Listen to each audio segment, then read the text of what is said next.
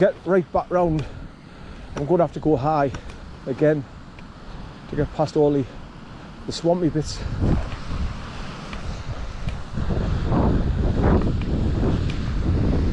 The leg gaiters have fallen down. They're supposed to be keeping my legs dry. Not much use down there. Right. Oh.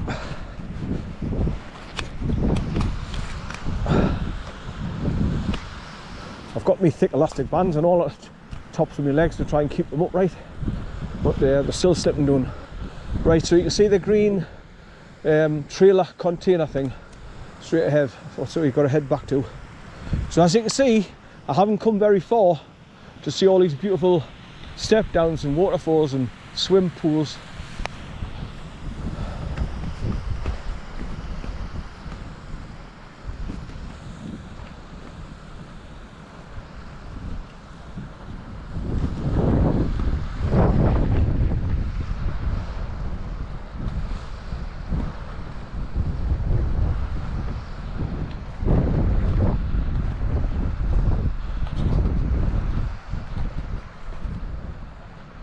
Loads of rabbit droppings, loads everywhere, big piles of it.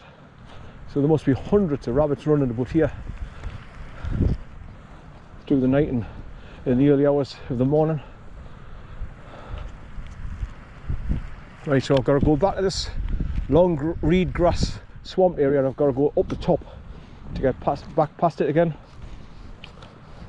so I'm not sinking into deep water.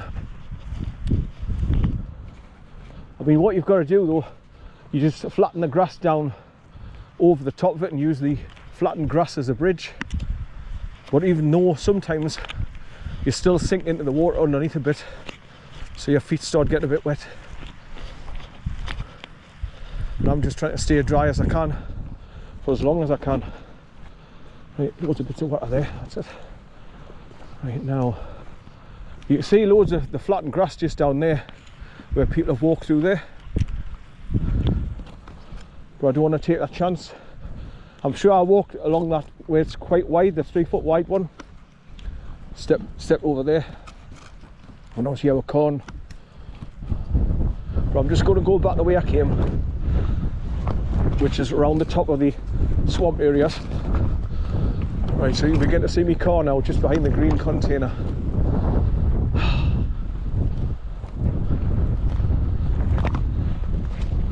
So as you can see, visibility is not that good.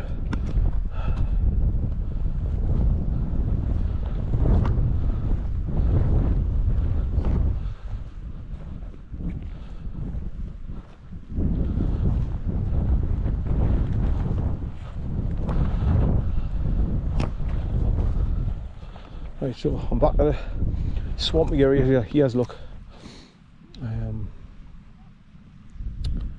Just go a little bit higher.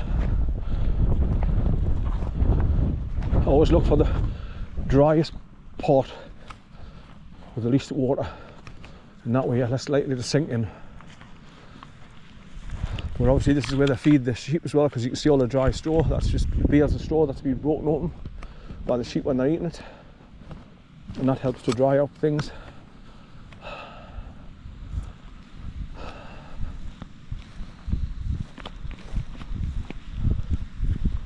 Right, so I just got to make my way back to the bridge and onto the road and walk back along to the car.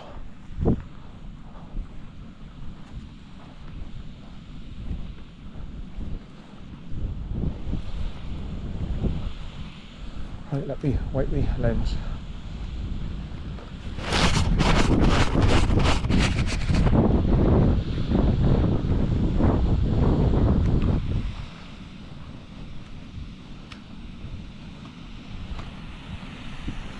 Right, so there's your step downs again, where this old sheepfold is. The first drops from coming under the bridge from the other side, and it comes all the way from up there where that camper van, the silver camper van was parked. It comes right round in a half circle, comes underneath the road here by the bridge.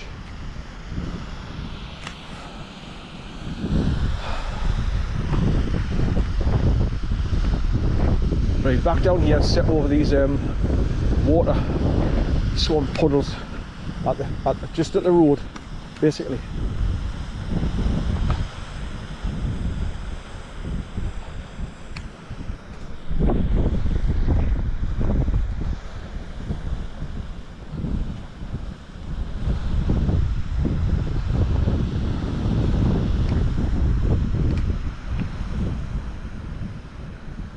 I'm just trying to see what was on like that label on the side of that trailer. It looks like shop, SHOPP, shop fit or something.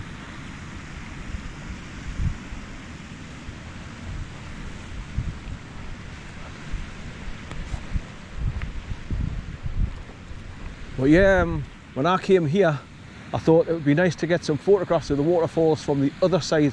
So I followed that old quad bike track right up and round the top. Look, it goes up away from yourself first, then it goes across the top to that old square building at the top. I went as far as that and then I just doubled back on myself. But when I was going along the quad bike track, there were certain parts of it where the wheels had gone through and it was like it left little islands in the middle, but either side was all water and big puddles. So you had to be very careful not to fall off the islands in the middle and step into the deep water. So once again, you definitely need good hiking boots for that. Right. Slurp, slurp, suction, suction.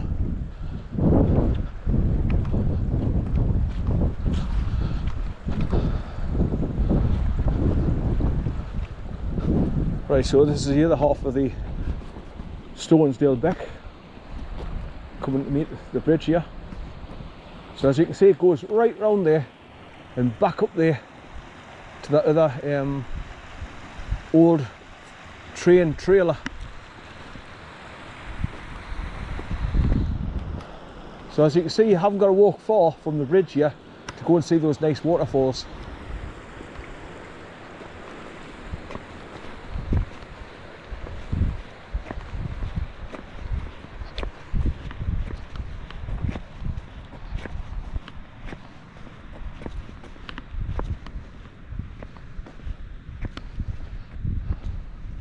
But yeah, I walk right along that quad bike track. As you can see, it goes uphill and then starts bending around to the right and going down into that dip and then up the other side.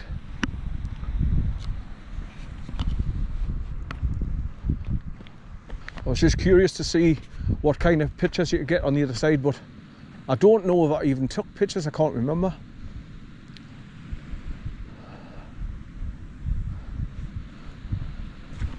Right, I can't remember if there's any doors on that.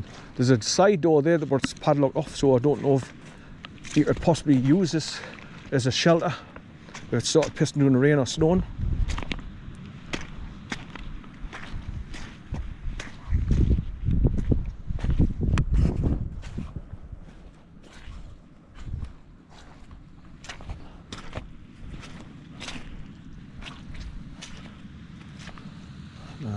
Sealed. That's the only door in.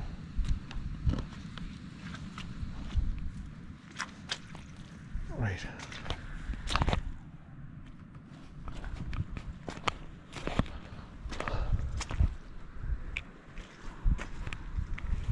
Right, I might as well have a pee here before I get into the car.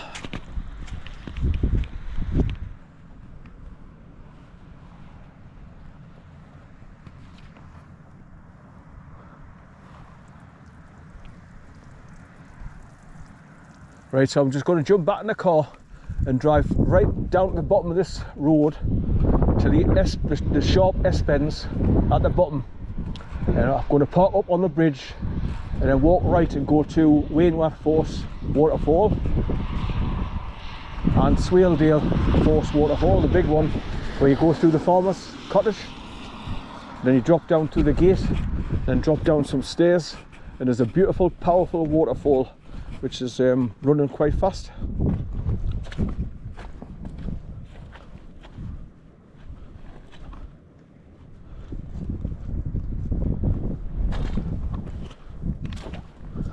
Bloody hell, suction. Boot went right in there. Shit. Oh, my feet are going to start getting wet now, shit. I didn't want that to happen.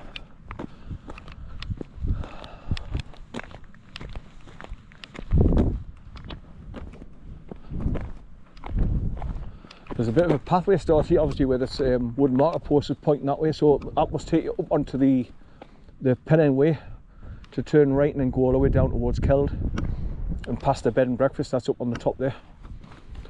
Right.